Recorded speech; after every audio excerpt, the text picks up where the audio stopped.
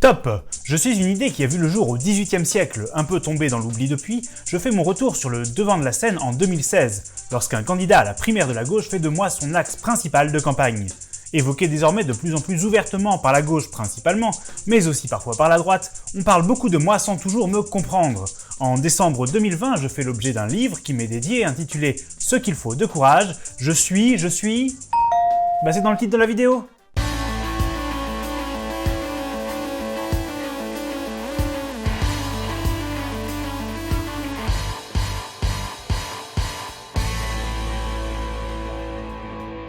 Bienvenue dans ce nouvel épisode d'Hémiplégique, la chaîne qui essaie de comprendre ce qu'est la gauche. J'inaugure aujourd'hui un nouveau format, les Amis d'Hémi. Jusque-là, j'ai beaucoup parlé de l'origine de la gauche, de son histoire, de ses valeurs. Dans les Amis d'Hémi, je vais aborder les idées qui font leur chemin à gauche actuellement. Et oui, parce qu'après des années de paresse intellectuelle, désolé, fallait que je le dise, la gauche est depuis quelque temps de retour sur le terrain des idées autour de changements de modèle. Que l'on croit ou pas en telle ou telle idée, il faut quand même bien reconnaître que c'est assez enthousiasmant. La bonne nouvelle, c'est que autant j'aurais du mal à inviter Jaurès ou Condorcet pour parler de la laïcité ou du progrès par exemple, autant ces nouvelles idées sont portées par des personnes encore vivantes. À chaque épisode, je recevrai donc une ou un invité qui viendra nous en dire un petit peu plus. Les vidéos seront composées de deux parties. D'abord, je vous explique le principe de l'idée. Ensuite, l'invité vient vous donner un peu de contexte. Pour les fanboys et les fangirls, je vais faire des chapitres dans la vidéo, donc vous pouvez zapper la partie où je parle pour aller directement à la partie VIP, mais on est d'accord que ça se fait pas. Pour ce premier ami d'Hémi, je vais vous parler du revenu universel d'existence, et ça tombe bien, Benoît Hamon vient de sortir un livre, Ce qu'il faut de courage, plaidoyer pour le revenu universel. Je fais moi-même partie du mouvement Génération, le mouvement créé par Benoît Hamon, ce qui explique pourquoi je commence par là. Mais j'espère pouvoir accueillir très prochainement des personnes d'horizons et de partis très divers. Vous pouvez d'ailleurs me suggérer des thèmes et des invités en commentaire. Le revenu universel d'existence, à partir de maintenant je vais dire le RUE parce qu'on aime bien les sigles en France, qu'est-ce que c'est? Le principe est assez simple.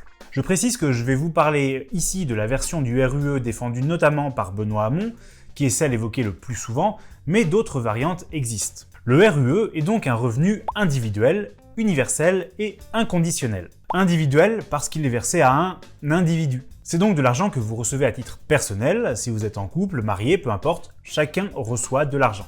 Universel parce que cet argent est versé à absolument tout le monde. Et inconditionnel parce que peu importe votre situation, vous le recevrez de toute façon. Que vous soyez au chômage, que vous ayez un emploi, que vous soyez pauvre, que vous soyez riche, de toute façon, quoi qu'il arrive, et quoi que vous fassiez, vous percevrez le revenu universel. À combien il s'élève? Alors ça dépend un peu de qui vous interrogez. En 2017, Benoît Hamon proposait 750 €, mais les propositions varient entre 400 et 1200 € à peu près.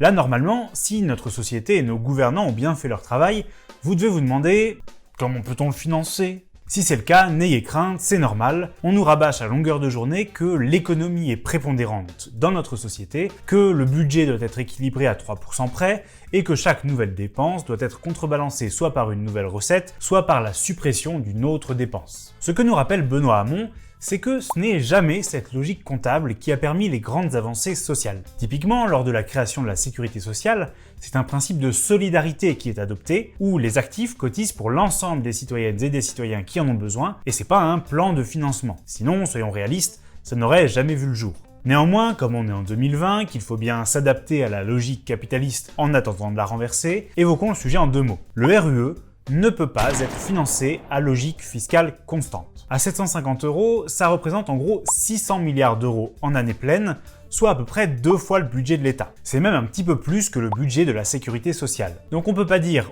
on va augmenter un petit peu par ici, on va augmenter un petit peu par là, il faut une nouvelle logique fiscale.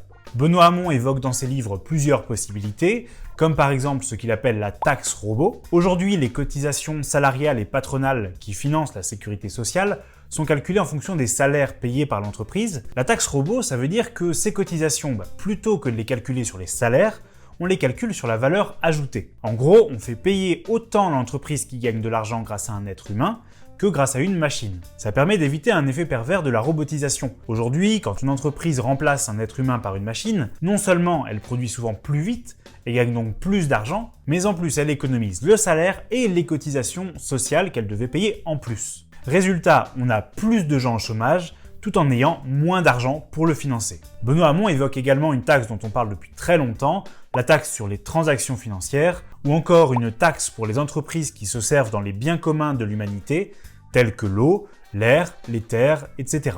Bref, le RUE est finançable, il faut juste en avoir l'envie et le courage politique.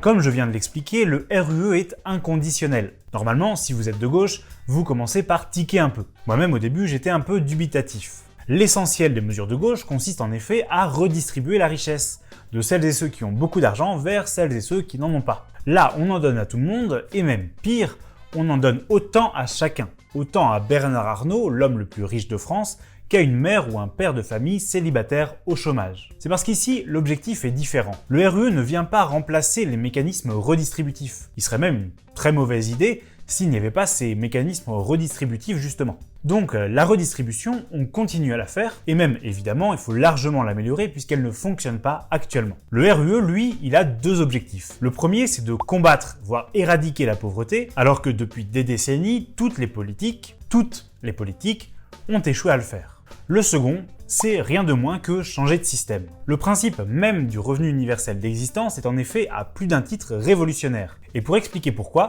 je vais passer la parole à quelqu'un qui en parle beaucoup mieux que moi. Je vais pas faire semblant qu'il y a du suspense quant à son identité. Mon invité, c'est donc Benoît Hamon, ancien candidat socialiste et écologiste à l'élection présidentielle de 2017, qui a lancé depuis le mouvement Génération et qui a donc sorti récemment « Ce qu'il faut de courage, plaidoyer pour le revenu universel » aux éditions des Équateurs. Le temps d'enfiler mon casque et c'est parti. Bonjour Benoît, et merci d'avoir accepté d'être présent dans cette vidéo sur Hémiplégique. Donc j'ai quelques questions à te poser. Merci. J'ai quelques questions à te poser sur le revenu universel. Alors la première, que tu développes en détail dans ton livre, concerne le rapport entre emploi et travail. Pour toi, en quoi le RUE change-t-il complètement notre compréhension du travail ? Je pense que la compréhension qu'on a du travail, évidemment, précède le RUE. Le revenu universel viendra donner un sens à tout cela, mais sous la forme d'une protection sociale nouvelle et d'une opportunité pour les individus de se libérer des formes de travail les plus aliénantes. Alors le travail n'est pas aliénant pour tout le monde, il y a des gens qui s'épanouissent pleinement dans le travail ou en tout cas dans l'emploi. Je vais ensuite revenir sur la notion de travail et d'emploi, ce qui n'est pas la même chose. Mais il y en a aussi beaucoup qui ne prennent aucun plaisir à aller travailler. Où le travail ou leur emploi n'est que le moyen de la subsistance et un moyen de subsistance qui suppose en contrepartie des efforts, une mise en danger de la santé, des contraintes qui n'ont rien à voir avec le maigre salaire qu'ils tirent de cet emploi-là. Et ce que change le revenu universel, c'est déjà, pour commencer, c'est de donner les moyens aux individus de pouvoir se libérer de ce travail-là en se disant je ne suis plus seulement dépendant de mon salaire pour pouvoir vivre correctement, subsister, et j'ai même la possibilité par ce supplément de pouvoir d'achat et de revenus que me donne le revenu universel, de pouvoir renégocier avec mon employeur, le cas échéant, le passage à un temps partiel, les conditions de travail. Je ne suis plus donc tenu, ligoté à un emploi par le fait qu'il faut que j'aille chercher ce salaire pour pouvoir vivre correctement. Ça, c'est un premier point, mais qui va changer radicalement la manière des individus de concevoir le travail, l'emploi, et le rapport qu'ils vont avoir à cet emploi qui est aujourd'hui indispensable pour vivre correctement. Et encore, quand je dis correctement, tu peux avoir un emploi et ne pas vivre décemment, correctement, et ne pas faire vivre ta famille décemment et correctement. Alors, qu'est-ce qui a changé dans notre rapport au travail ? Peut-être aussi, qu'est-ce que change le confinement ? Il y a d'abord des transformations qui sont des transformations, crise Covid ou pas crise Covid, qui sont toujours en cours. La première d'entre elles, elle est évidemment l'impact de la révolution numérique sur le travail. Elle a des effets qui sont négatifs comme positifs. Ça dépend un peu des secteurs, des métiers. Quand une grande surface passe immédiatement tout en caisse automatique, pour les caissières ou les caissiers, évidemment, l'effet, il est négatif. Pour le consommateur, il peut être positif dans une certaine mesure. Mais là, on voit que la révolution numérique, elle peut avoir un impact qui est un impact négatif sur l'emploi.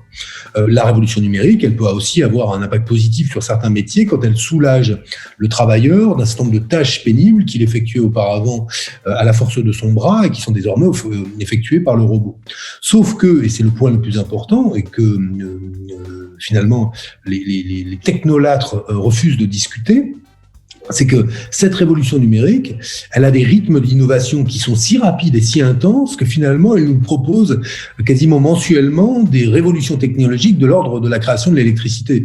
J'exagère un tout petit peu, mais on a un rythme, une accélération de l'innovation technologique qui est telle qu'elle rend très difficile la capacité de la société humaine à s'adapter correctement et finalement à réaliser ce qu'était la fameuse équation chère aux dirigeants d'entreprise et à beaucoup d'économistes, celle de Schumpeter, qui disait que l'innovation technologique crée plus d'emplois qu'elle n'en détruit. Peut-être que je vais détruire des emplois dans les caisses, des grandes surfaces, mais j'en créerai de community managers, etc. ailleurs. Sauf que ça marche plus manifestement aujourd'hui. Donc on a une première transformation qui est une transformation assez puissante. Et à l'aune de cette transformation-là, on observe aussi que les formes de travail qui se déploient sont des formes de travail qui sont plus attachées désormais à un écran qu'au fait de se déplacer sur un lieu de travail physique, que on effectue nous-mêmes désormais comme consommateurs une part de travail qui était effectuée auparavant par des gens qui avaient un emploi. L'exemple le plus simple, c'est de dire par exemple, il y a 10 ans, tu avais encore un billet de train, aujourd'hui tu n'en as plus, donc tu n'as plus personne au guichet, soit tu te logues toi-même à l'entrée du quai, soit tu vas imprimer toi-même ton billet sur ton imprimante. Donc, on voit bien que tout ça est en train de se transformer. Et il y a une chose surtout qu'il faut dire et rappeler, c'est que, et qui me semble la chose la plus importante, c'est que le travail ne se résume pas à l'emploi. Souvent, je fais cet exercice, je l'ai fait, je crois que je le dis dans mon livre, mais je l'ai dit beaucoup dans la promotion de mon bouquin, mais si par exemple je m'adresse à toi et que je te pose la question travailles-tu, tu vas me répondre en fait à la question est-ce que j'ai un emploi ou pas? Tu vas pas me dire bah oui, j'ai bossé ce matin, je me suis fait mon jardin ou j'ai monté un meuble, j'ai aidé mes mômes à préparer leurs cours, j'ai été assuré bénévolement l'encadrement de 20 jeunes au foot, qui sont des travaux choisis ou contraints, subis ou désirés, mais que tu ne vas pas englober dans ta réponse « travailles-tu ». Tu vas me dire « oui, j'ai un emploi, en l'occurrence, je fais ci, je fais ça ». Et ce que vient aussi reconnaître le revenu universel, c'est que hors emploi, il y a du travail que l'on effectue tous les jours. Et que ce travail, il peut contribuer à créer du lien social à travers le travail bénévole, il peut contribuer à faire fonctionner un foyer et à assurer le fait qu'il soit harmonieux, notamment pour l'éducation des mômes, pour le travail, ce qu'on appelle le travail domestique. Pourquoi est-ce qu'on parle de la double journée de travail pour les femmes? Parce qu'il y a travail professionnel et travail domestique. Et c'est bien que c'est du travail. Et le revenu universel, il vient aussi dire que tout ce travail-là, qui doit être d'ailleurs mieux partagé entre les femmes et les hommes pour ce qui est du travail domestique en particulier, et ce qui est souhaitable dans une société équilibrée, eh bien tout ça, le revenu universel vient aussi le reconnaître et mettre un nom sur ce travail qui ne se nomme pas, quoi, et pourtant qui existe bien. Voilà. J'ai été un peu long, hein, tu m'excuses, mais c'est super intéressant. Mais du coup, ouais, c'est intéressant parce que je pense que ça répond aussi à peut-être deux critiques qu'on a de la part de la gauche quand on parle du revenu universel. C'est que d'une part, il y a cette valeur travail qu'en fait on identifie à l'emploi finalement, et donc c'est une conception du travail qui va au-delà de l'emploi, et finalement ça montre qu'on n'est pas si irréconciliable que ça à gauche, puisque c'est juste qu'on ne parle pas forcément de la même chose derrière le terme de travail. Et il y a aussi une critique qu'on a souvent qui est oui, mais si on passe le revenu universel, alors les employeurs ils vont baisser les salaires. Et donc toi, ce que tu dis, c'est que en termes de rapport de force dans l'entreprise, ça changerait le rapport de force de l'entreprise, et c'est comme ça en fait qu'on n'aurait pas cette baisse de salaire. Eh ben oui, tu as tout compris. Alors après, en même temps, on pose nous des hypothèses, mais qui me semblent quand même assez solides. Alors, effectivement, à gauche, il y a des critiques sur le revenu universel. Et ce sont celles qui m'intéressent le plus, hein, pour être très honnête avec toi, parce que elles viennent de ma famille politique. Et je crois que c'est intéressant qu'on ait à gauche un débat sur quelle est la stratégie ou la bonne stratégie de redistribution des richesses, et quelle est la bonne stratégie pour donner aux individus la possibilité de s'émanciper des formes les plus aliénantes du travail, là où on constate que la gauche et les écologistes, je vais mettre cette famille-là, pour moi c'est la même famille, sont souvent mises en échec maintenant depuis 30 ans dans leur stratégie de redistribution et de justice sociale. Et on doit, nous, essayer de s'interroger. Alors, tu as forcément des gens qui sont à gauche comme à droite, d'ailleurs, très rétifs aux idées nouvelles et qui se refusent à essayer de penser ce que sont les transformations de l'économie mondiale à l'aune de la révolution numérique et de la mondialisation. Et moi, je trouve que là, on doit faire quand même un effort pour essayer d'abord de constater qu'il y a un échec de nos stratégies de redistribution depuis 30 ans et qu'il faut donc trouver d'autres solutions. Qu'est-ce que vient changer le revenu universel de radical dans notre approche de la redistribution ?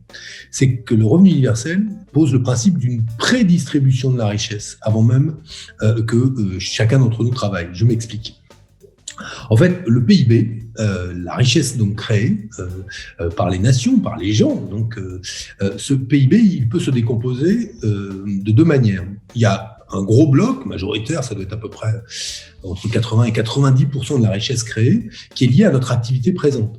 La tienne, la mienne, celle de tous ceux qui travaillent aujourd'hui et qui créent de la richesse. Et celle-ci fait l'objet ensuite d'une négociation, d'une discussion pour savoir quelle part de cette richesse ira à l'investissement, donc dans nos entreprises, quelle part ira à l'impôt, quelle part ira aux dividendes, quelle part ira au salaire, etc., etc. Mais on constate que dans cette négociation, eu égard à la globalisation, la part qui va au travail, et eu égard aussi à la perte de pouvoir des salariés dans l'entreprise et dans l'économie, la part qui va finalement au travail, à la protection des salariés, cette part-là ne cesse de se réduire et n'est plus en mesure de répondre aux besoins sociaux nouveaux qui, de surcroît, s'expriment dans nos sociétés. Et ça, ça a été abondamment documenté, notamment par des études européennes et américaines, sur la conséquence de la perte de pouvoir des salariés, sur le fait qu'aujourd'hui, la répartition capital-travail est de plus en plus, notamment aux États-Unis, de plus en plus défavorable aux salariés. Ça, c'est le premier élément qu'il faut avoir en tête. Mais la deuxième partie donc, du PIB, or, cette activité présente, elle est celle de la rente liée au travail de ceux qui sont morts, nous ont précédés, c'est-à-dire le résultat de leur génie, de leurs innovations, de leur créativité, etc. Et ce que le revenu universel vient proposer, c'est une approche philosophique, politique et économique radicalement différente de la distribution des richesses qu'on avait avant, et qui dirait la chose suivante. Bien sûr que la négociation doit se faire comme elle se fait aujourd'hui sur la part de l'activité présente qu'on crée, de la richesse que l'on crée, vous et moi, mais pour ce qui est de l'héritage de ceux qui nous ont précédés, cet héritage-là, rien ne justifie qu'il soit la propriété de quelques-uns, approprié finalement par une minorité.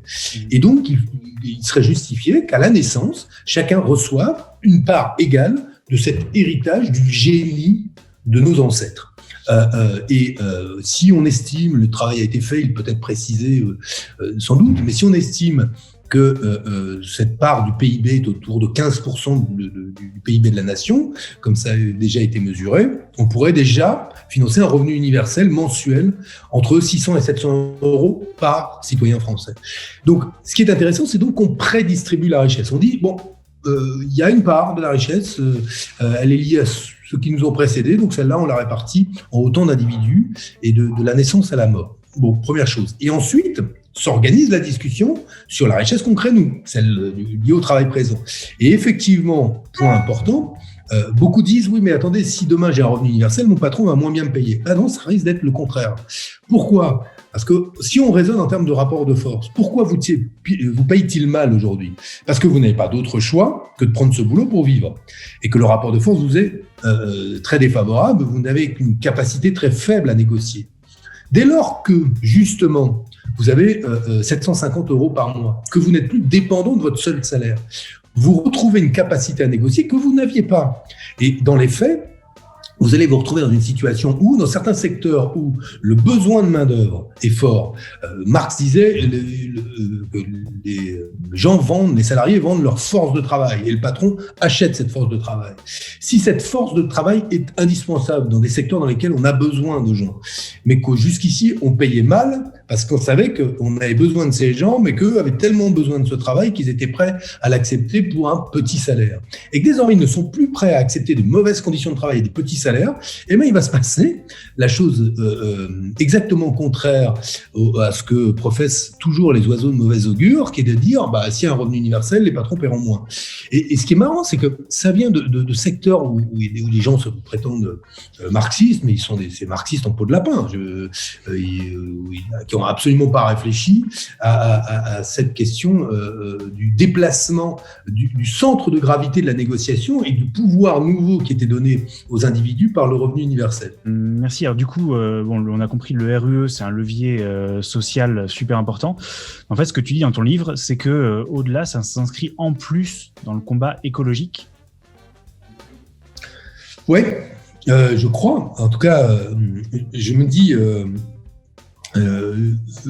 comme tout le monde, je suis évidemment préoccupé par le réchauffement climatique, l'effondrement de la biodiversité, le sentiment que rien ne vient freiner tout cela et que les décisions qui sont prises restent finalement à la périphérie des enjeux, hélas, et qu'il faut donc, pour que la transition écologique se mette en place, qu'on change de modèle de développement, aligner 3 planètes. Les pouvoirs publics, les entreprises, les citoyens, notamment comme consommateurs. Les pouvoirs publics, ça relève du jeu des démocraties quand il y en a, ou du rapport de force pour faire en sorte que, notamment sur les accords de Paris et l'application de ces accords-là, on s'attache à ce que, contrairement à ce que fait le gouvernement actuel, on respecte nos engagements, notamment sur la réduction des émissions de gaz à effet de serre. Après, il y a 1000 politiques, donc je ne vais pas rentrer là-dedans. La deuxième chose, c'est qu'on s'attache, par la fiscalité, par les règlements, à ce que les entreprises, elles, changent aussi leur mode de production. C'est il faut qu'il y ait une volonté politique, qu'il y ait des budgets qui soient mis, mais aussi qu'il y ait des règles qui poussent les entreprises à ne plus continuer à polluer, à être énergivores comme elles le sont, à encourager un modèle où on va acheter des tomates qui vont venir de loin, à commander dans tous les sens. Bon, bref, tu vois ce que je veux dire. Et la troisième chose, c'est qu'il faut que le consommateur aussi change son comportement. Mais lui, encore faut-il qu'il ait le choix et la possibilité de le faire. Or, je constate que c'est développé dans les sociétés occidentales une sorte de fiction de la société de l'abondance. On donnerait à tous la possibilité d'accéder à un peu au mirage de l'abondance à travers l'économie low cost. L'économie low cost, c'est quoi ? C'est des frigos, des fringues, de la bouffe, pas cher, et qui te donnent l'illusion d'accéder à ce à quoi tous les riches accèdent, et en abondance. Or, l'économie low cost, c'est l'économie aussi la plus dégueulasse en termes d'impact social et d'impact écologique. Sur le plan sanitaire, sur le plan des règles environnementales, pour qu'on a là une des économies les plus prédatrices. Et pour que les gens ne consomment plus low cost, mais qu'ils basculent sur une consommation, on va dire, plus compatible avec les grands équilibres sociaux et écologiques, il faut qu'on leur donne les revenus qui leur permettent. Et le revenu universel vient changer cela. Il change quoi ? Il change que je ne suis pas obligé d'acheter en promo de la pâte à tartiner pour mes mômes, alors que je pourrais acheter en échange, cette fois-ci avec un revenu supplémentaire, de la pâte à tartiner bio, par exemple. Je ne suis pas obligé d'acheter des fringues à 3 €, dont je sais qu'elles viennent qu'elles ont été fabriquées n'importe comment, et sur le plan écologique, c'est une catastrophe, mais je peux acheter des fringues plus durables. Je ne suis pas obligé d'acheter des biens électroménagers qui vont péter et être obsolètes au bout d'un an, mais qui sont réparables, mais qui pour cela coûte plus cher, parce que j'ai ce revenu supplémentaire qui me permet de choisir. C'est-à-dire que tu donnes aussi le moyen au consommateur de se libérer d'une forme de cage de fer consumériste dans laquelle il est prisonnier pour pouvoir nourrir, vêtir, équiper son foyer et le faire dans des conditions où le citoyen s'empare du geste qui est celui de consommer en choisissant une alimentation bio, en choisissant une fringue plus durable. Écoute, moi, je vais te prendre un exemple. Moi, j'ai décidé pour mes fringues de solliciter des boîtes qui, tu sais, n'ont pas de stock et tu précommandes ta fringue. Alors, tu l'as pas le jour où tu veux l'avoir, mais tu vas l'avoir normalement au moment où tu en as besoin. Et comme ça, je me suis acheté un manteau qui m'est arrivé pour l'automne. C'était parfait. Mais l'idée là, c'est que ce manteau-là, je l'ai encore pendant 5 ans, et qu'il soit fabriqué dans des conditions qui me paraissent, alors, pour ce que j'en vois, il manquera peut-être qu'on me dira que cette boîte-là est pas clean un jour, mais j'espère qu'elle l'est. Mais le modèle me semble bien, justement, c'est durable, il n'y a pas de stock, donc ça recherche en tout cas une externalité environnementale et écologique, je ne sais pas si on peut dire positive, mais au moins neutre. Donc ça me va, moi. Mais ça, je le paye un peu plus cher, ça. Et c'est parce que je peux me le payer que je fais ça. Et pour que je bascule là-dessus, c'est qu'il faut que j'ai le revenu. Et si j'étais sur un salaire de misère, je ne pourrais pas avoir ce changement de mode de consommation. Donc c'est bien sympa de dire, de responsabiliser le travailleur et le consommateur, mais quand tu lui donnes 1 200 € par mois, tout ça, c'est de la poudre de perlimpinpin de dire on va responsabiliser les gens. Ils sont responsables déjà pour 1 000 dans le fait de ne pas craquer avec un salaire de misère pareil. Donc voilà. Donc en cela, le revenu universel, effectivement, peut contribuer à faire de tous les consommateurs des acteurs de la transition écologique et des accélérateurs de cette transition. Merci Benoît pour cet éclairage. Donc on a bien compris, les Américains ils diraient peut-être l'empowerment en fait des personnes. Alors, je sais plus, je crois qu'il y a une traduction. En fait, nous on peut dire émancipation, tu sais. On dit empowerment qui veut dire plus de pouvoir, mais où il y a des mots français, on disait la capacitation. La capacité. On avait un très joli mot qui s'appelle l'émancipation. L'émancipation, qui est au cœur du combat de la gauche. Voilà, et ce qui est intéressant, si je peux rajouter une chose, c'est que en fait, à travers le revenu universel, on redécouvre aussi l'individu. L'individu, c'est pas mal, c'est pas sale. L'individualisme, quand tu n'as comme seul projet que toi contre le reste du monde, là où l'égoïsme, évidemment, là, ça ne correspond pas à l'idée qu'on se fait d'un individu qui répond d'autrui. Mais justement, l'humanité à laquelle la gauche a toujours cru, c'était une humanité où on est pleinement humain que parce qu'on répond d'autrui, qu'on voit dans l'autre le miroir de soi. Et c'est dans cette socialisation qu'on voit aussi la possibilité d'une émancipation, d'un épanouissement, d'une société meilleure. Et ce que le revenu universel vient permettre, c'est qu'il redonne aux individus la possibilité de pratiquer la liberté, de pratiquer le choix. Tu vois, quand tu as une vie, au fond, où tu ne choisis rien, jamais. Tout est dicté par ton petit salaire, par la difficulté de ta vie, par un emploi du temps que tu ne choisis pas toi, qui est subi. Mais où se loge, dans quels interstices se loge cette humanité? C'est compliqué, je veux dire, d'être ensuite de répondre des autres, d'être positif, honnêtement. Donc, ce que le revenu universel vient changer, c'est cela. Et c'est surtout de dire à la gauche que, évidemment, on croit à l'intelligence collective, mais pour que l'intelligence collective fonctionne, c'est plus simple avec des gens qui ont la possibilité de se connecter à cette intelligence collective. Pourquoi ? Parce qu'ils ne sont pas tous les jours finalement emportés dans la machine, dans le tambour d'un quotidien aliénant, quoi. Et là, on a quelque chose, à mon avis, de très intéressant et de confiant aussi, d'optimiste et confiant, en disant à chacun, on va donner la possibilité du choix. Tout le monde fera. Après, les gens sont libres, ils font les choix qu'ils veulent. Mais moi, j'ai confiance dans le fait que la plupart feront des choix qui sont conformes à l'intérêt général. Très bien. Merci Benoît, je vais juste faire un peu de promo sur ton livre. Donc, je rappelle qu'il y a le livre Ce qu'il faut de courage qui est sorti, que tu as lancé également une web TV. Sens TV. Ouais. Sans TV. Sans TV. Alors, alors, on me dit pourquoi est-ce qu'elle est payante? Bah, parce qu'il faut payer les documentaires. J'adorerais la faire gratuite, hein, je vous assure. Mais comme on produit, qu'il y a des salariés derrière qui produisent, on fait des entretiens en fait sur des thèmes que j'ai choisis, donc le travail justement, la connaissance, le temps, la connaissance, les identités heureuses. Et quand on voit les délires de Frédéric Vidal et Blanquer sur aujourd'hui l'islamo-gauchisme, on en a bien besoin. Et la bonne vie, justement, c'est quoi une bonne vie? Et là-dessus, on propose donc des documentaires assez nombreux, puisqu'il y a des milliers d'heures de documentaires que moi j'éditorialise en quelque sorte, je fais des playlists, et plus des entretiens avec des personnalités que j'ai choisies, ou avec certaines avec qui je suis pas d'accord, d'autres avec lesquelles je suis d'accord. Et donc on fait payer parce que il faut produire, et puis surtout il faut payer les droits des documentaires, quoi. C'est pas les gens qui ont bossé pour faire des documentaires, ils ne les mettent pas à disposition gratuitement. Ils ont bien raison. Voilà, mais c'est une super aventure en tout cas. Parce que sur le fond, ça me permet de rencontrer aussi les gens et de partager justement ces échanges avec des gens un peu originaux, ou en tout cas qui moi m'intéresse. Voilà. Mais merci d'en parler, c'est très intéressant, et c'est sûr que ça change de CNews. C'est pas la même philosophie. Ouais, c'est ça. Donc, merci beaucoup. C'est pas la thune de Bolloré. Hein. C'est ça. J'espère que ce nouveau format vous a plu.